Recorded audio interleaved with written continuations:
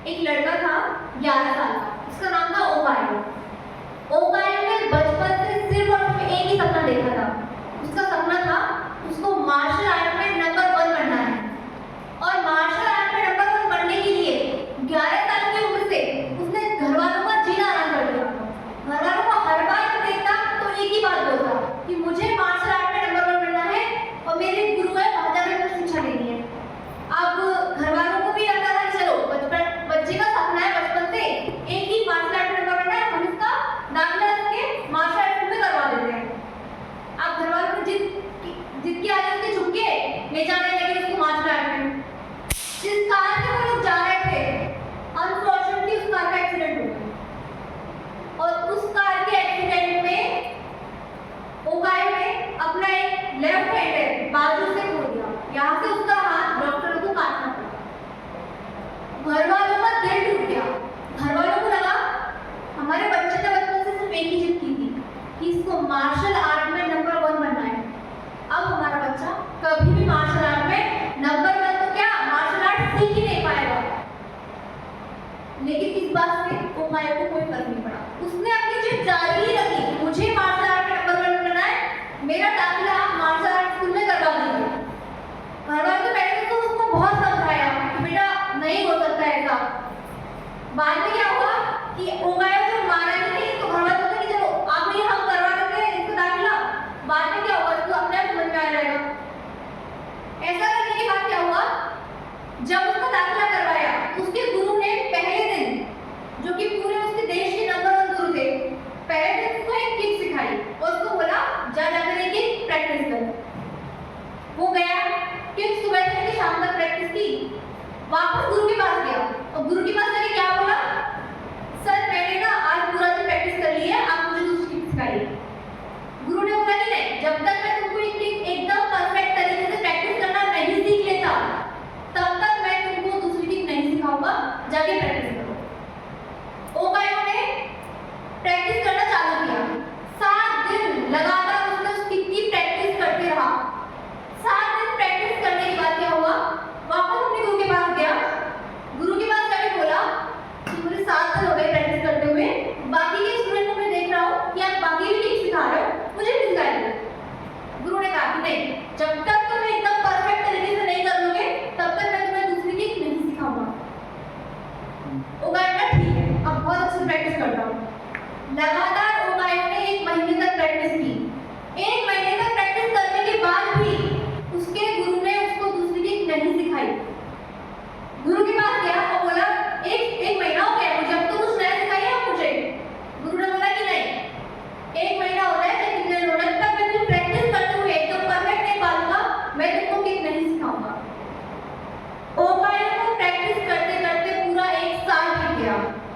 1 साल तक प्रैक्टिस करने के बाद जब गुरु के पास गया, गुरु का आंसर से उन्होंने उसको एक बात बोली कि देखो तुमको रहना है स्कूल में तो रहो, तुमको जाना है तो जाओ, जब तक मैं तुमको एक प्रैक्टिस करते हुए एकदम परफेक्ट नहीं पालूंगा मैं तुमको नई दूसरी किक नहीं सिखाऊंगा। अब ये करने के बाद क्या हुआ, ओकायो प्रैक्टिस करता रहा। 1 साल गुजरे, 2 साल गुजरे, 3 साल गुजरे, 10 साल गुजर गए सिर्फ एक किक की प्रैक्टिस करते हुए।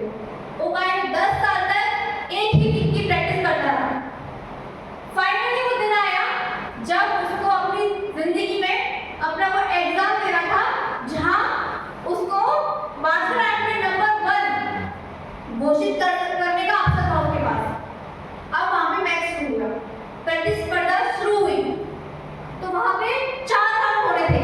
पहला राउंड आया और ओकायो थर्ड राउंड आया। उसको इतना डर लग रहा था कि अगर मैंने कुछ प्रैक्टिस की ही नहीं है, मैंने सिर्फ एक ही किक सीखी है और इन लोगों ने 10,000 किक सीख ली है, मैं कैसे इनको हरा पाऊंगा। ओकायो रिंग में गया, सामने जो प्रतिस्पर्धी था उसको देख करके जैसे वो उसकी तरफ बढ़ने लगा, उसने 10 साल में जो किक सीखी थी, एक ही किक तो सीखी थी, उसने वो किक उसको घुमा के मारी। और जब उसने वो किक उसको घुमा के मारी, वहीं का वहीं वो प्रतिस्पर्धी धराशायी हो गया।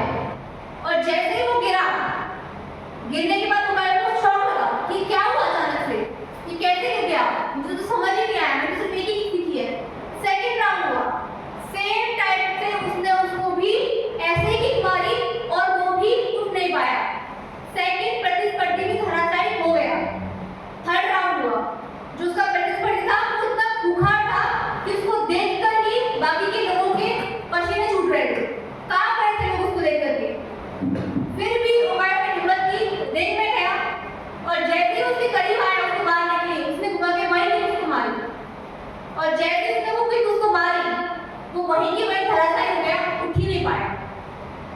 ओकायो एकदम शॉक, उसको समझ ही नहीं आया कि क्या हो रहा है। मतलब कि मैंने सिर्फ एक किक सीखी है, ये लोग 10 साल से इतनी सारी किक सीख चुके हैं, क्यों ये लोग मुझसे गिर जा रहे हैं और उठ नहीं पा रहे। अब लास्ट का 4th राउंड आया। 4th राउंड आने के बाद क्या हुआ, 4th राउंड में सेम उसको रिंग में खड़ा किया गया और 4th जो प्रतियोगी था उसको देख के तो सब लोग बोल रहे थे ये बच्चा, ये तो गया इसके सामने, क्या 21 साल का बच्चा क्या ही बोलेगा इसके सामने, ये कितना भयंकर दिखने वाला प्रतियोगी है, ये तो एक मिनट भी रुक नहीं पाएगा। जैसे ही वो रिंग में इसका प्रतियोगी आया फाइनल राउंड में, ओकायो को इतना डर लगा, डर के मारे उसने डायरेक्ट उसको वही सेम किक मारी, उसको वही जैसे वो किक मारता था, इतना ज़्यादा प्रैक्टिस करने के बाद उसको सिर्फ एक ही किक मारनी आती थी, उसने उसको घुमा के वो किक मारी। किक मारने के बाद से वो प्रतियोगी भी नहीं रुक पाया, वो भी धराशायी हो गया। अब ओकायो को ले जाकर के वहां पे नंबर 1 की ट्रॉफी उसके हाथ में थमा दी गई। जो सपना उसने बचपन से देखा था वो सपना आज साकार हो गया। ओकायो नंबर 1 मार्शल आर्ट का प्रतियोगी बन गया। उसको नंबर 1 की पृथ्वी उसको पकड़ा दी गई, उसको नंबर 1 का टैग आज मिल गया था। उसको कुछ समझ में नहीं आया, सीधा जाके गुरु के चरणों में गया और गुरु के पास आके बोला कि मुझे सच में समझ में नहीं आ रहा है, आज क्या हुआ। मतलब मुझे तो इतना डर लग रहा था कि मैंने सिर्फ एक ही किक सीखी है, मैं कैसे जीत गया, मुझे कुछ भी समझ में नहीं आ रहा, प्लीज मुझे समझाइए आज क्या हुआ है, मैं अचानक से बच्चे तक जीत कैसे गया। तो उसके गुरु ने जो एक बात बोली, वो बात ओकायो के दिल को छू गई। और पता है बात क्या थी, उसके गुरु ने उसको कहा कि जिस दिन तुम मेरे स्कूल आए थे और मेरे स्कूल आके मेरे सामने खड़े हुए, उस दिन तुम्हारी हिम्मत देख के मैं समझ गया था कि जिस बच्चे के अंदर इतनी हिम्मत है कि जो बिना एक हाथ के मेरे पास आ सकता है, उसमें कितना जज्बा होगा। और उसी दिन मैंने प्रतिज्ञा ले ली थी कि मैं तुमको मार्शल आर्ट में नंबर 1 खिलाड़ी बनाकर ही रहूंगा। इसलिए मैंने तुमको वो किक सिखाई जो किक उसका सिर्फ एक ही तोड़ था कि कोई तुम्हें तुम्हारा बायां हाथ पकड़ के गिरा दे, लेकिन वो बायां हाथ तो भगवान ने तुमसे पहले ही छीन लिया।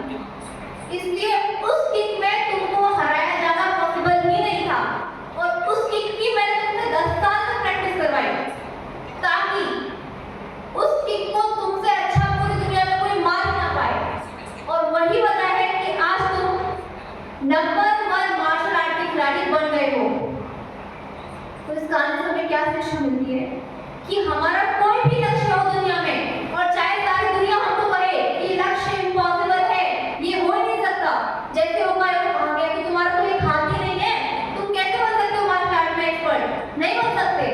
लेकिन ना तो उस बात से ओकायो को कुछ फर्क पड़ा और ना उसके गुरु को कुछ फर्क पड़ा। तो इस कहानी से हमें शिक्षा मिलती है कि अगर आपने अपने स्किल सीखने के लिए कोई अच्छा गुरु तलाश लिया और उस गुरु ने ठान लिया कि वो आपको उस स्किल में एक्सपर्ट बना के छोड़ेंगे, तो आपको बिना एक सवाल किए हुए अपने आप को उनके लिए तरह समर्पित करना चाहिए ताकि वो आपको वो बना सके जो बनने के लिए आप उनके पास गए हो। Thank you.